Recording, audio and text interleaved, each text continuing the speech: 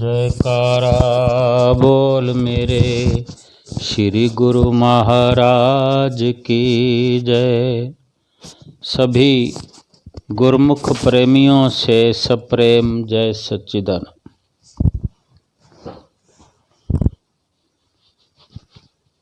श्री प्रयाग धाम में जब पिछले साल लगभग एक साल पूर्व रजत जयंती जो प्रयाग सरोवर की मनाई गई, श्री छठी पातशाही गुरु महाराज जी की हुजूरी में, उससे पहले नए साल की शुरुआत में पहले दिन ही मुहूर्त हुआ बसंत पार्क का। बहुत से पार्क हैं हमारे श्री आनंदपुर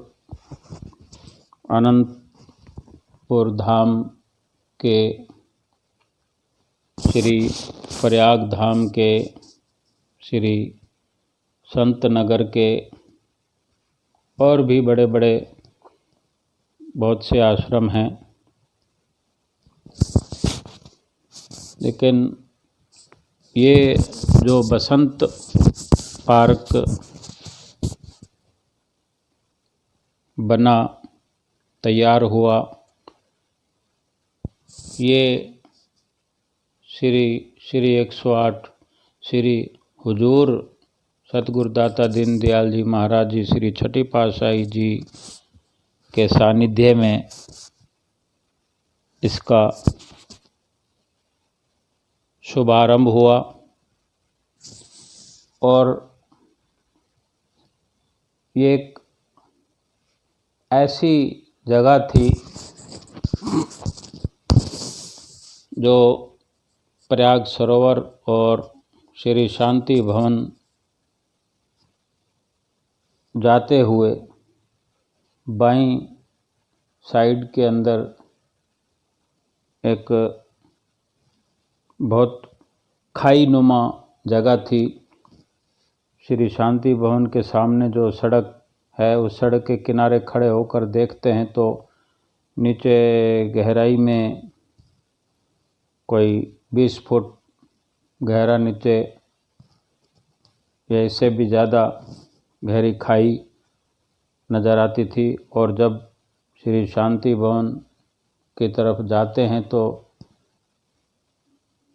बाईं साइड में कहीं हल्की खेती उपज और उसके परली साइड के अंदर कोई पानी का नाला या इधर उधर फैला हुआ कूड़ा करकट। क्या मौज हुई महाप्रभु की कि आपने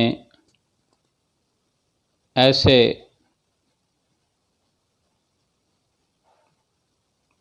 वातावरण को, जो कि बिल्कुल भी देखने में अच्छा नहीं लगता था, ऐसा उसका एक नक्शा बदल दिया और इतना तेज रफ्तार से उसका कार्य हुआ। और श्री गुरु महाराज जी ने कितना जल्दी और अथक प्रयास करके कितने ही वहाँ पर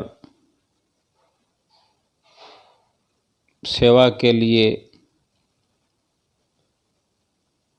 कारीगर, मजदूर, मिस्त्री लगाए और एक अलग ही तरह का नक्शा वहाँ पर बना दिया, बढ़िया बढ़िया पेड़ लगाए गए और नीचे से ऊपर तक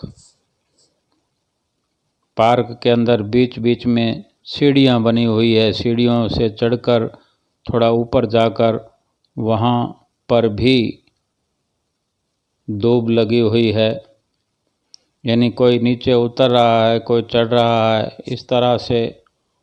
और सबसे खुशी की बात है कि एक दिन श्री गुरु महाराज जी तो नित्य प्रति वहाँ कृपा करते, चरण छुआते, कभी इस कोने में, कभी उस कोने में, कभी बीच में, कभी इधर, कभी उधर, पूरे पार्क को अपनी देख रेख के अंदर बनवाया, निर्माण किया और महात्मा जनों को साथ में ले जाकर नित्य प्रति उसकी देख रेख करते, नित्य प्रति नए नए आदेश करते। जो कुछ भी देखने को मिला वो वर्णन है, कुछ सत्संग में महात्मा जी से सुना वो भी वर्णन है। और रोज जब पार्क पूरा होने वाला था, पार्क का निर्माण, तो इसी पिछले साल दिसंबर में अंतिम दिनों में जब कुछ काम रह रहा था, तो रोज़ दोपहर के अंदर जब सारे प्रयाग धाम वासी बाहर से आए हुए और स्थायी निवासी भी लंगर खाकर आराम करने के लिए सोचते हैं, थोड़ा या ज़्यादा, लेकिन श्री गुरु महाराज जी उसी वक्त में सबको समय देखकर, समय देते देते, भेटा पूजा होते होते, उस आराम के समय में भी श्री कार में विराजमान होकर नित्य प्रति जाया करते थे उस पार्क को संभालने कि क्या बन गया है, क्या रह गया है। इतनी उत्सुकता हमारे श्री गुरु महाराज जी को थी कि जल्दी से जल्दी पार्क बने। और एक दिन श्री गुरु महाराज जी शाम के वक्त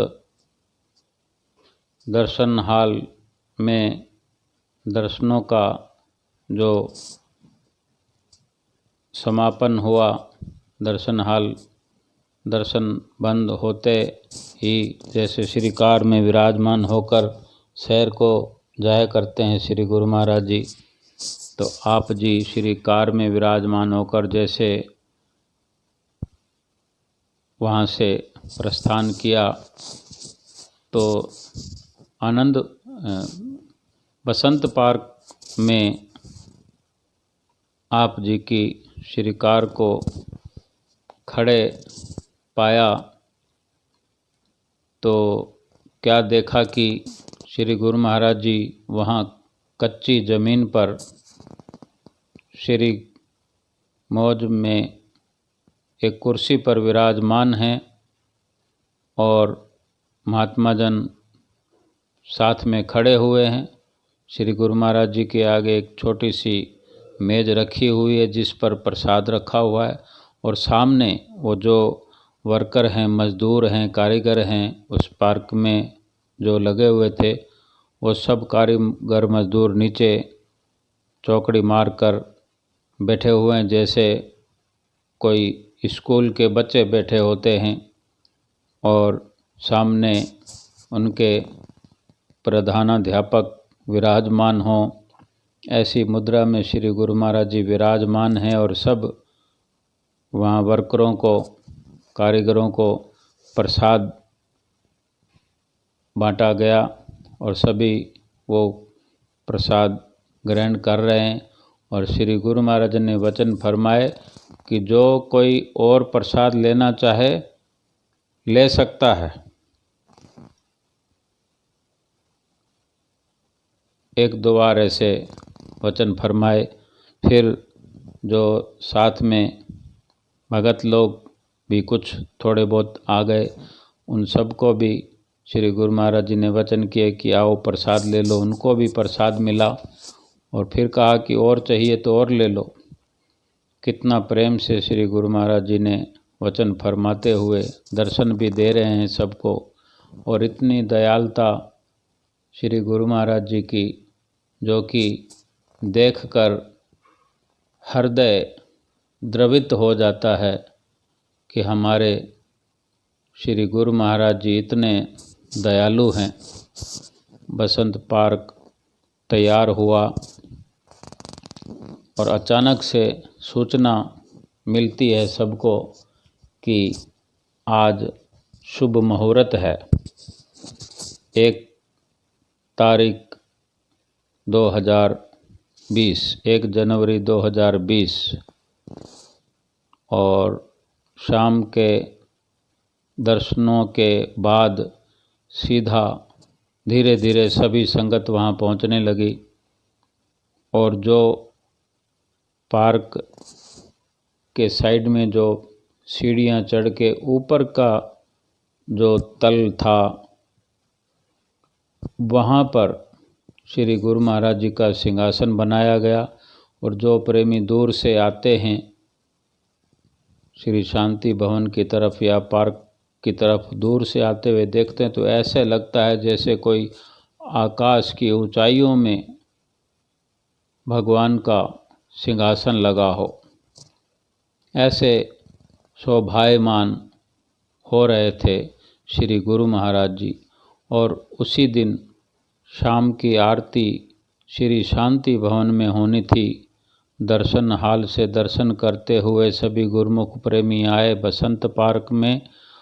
और बसंत पार्क से दर्शन करके मुहूर्त करके सबने श्री शांति भवन की ओर प्रस्थान करना था। यूँ लग रहा था कि सारा दिन आज श्री गुरु महाराज जी के दर्शन हो रहे हैं सुबह से।